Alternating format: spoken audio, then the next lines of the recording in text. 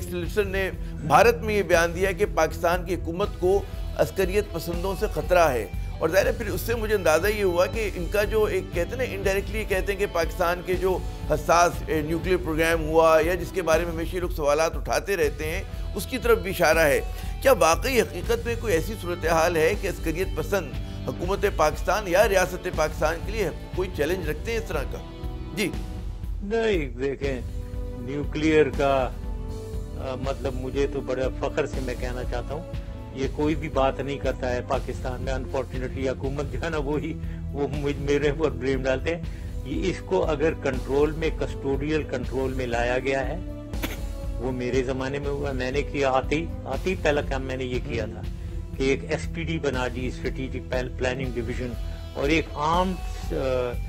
Army strategic force command ASFC जो core है, जो कोई 18-20 हजार लोगों का एक कोर है जिसके नीचे सारे ये कंट्रोल में है। हमारी जो भी न्यूक्लियर और मिसाइल एसेट्स हैं वो उनके कंट्रोल में है। ये जो बहुत सी लोग बातें करते रहते हैं, अमेरिका आएगा, फलाना आएगा, धमकाना आएगा, इनको अटैक कर देगा, कोई अटैक नहीं हो सकता जी।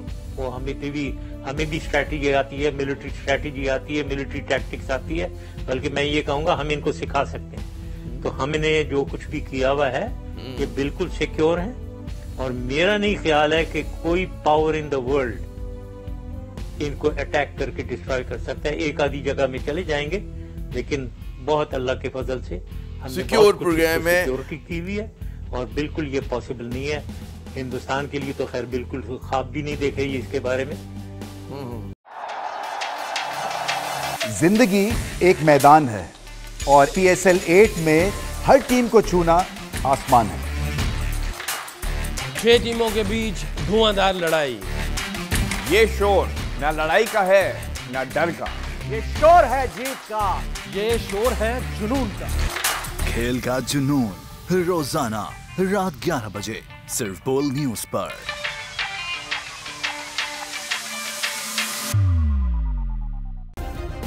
सब्सक्राइब करें और बेल दबाएं ताकि कोई खबर रह न जाए।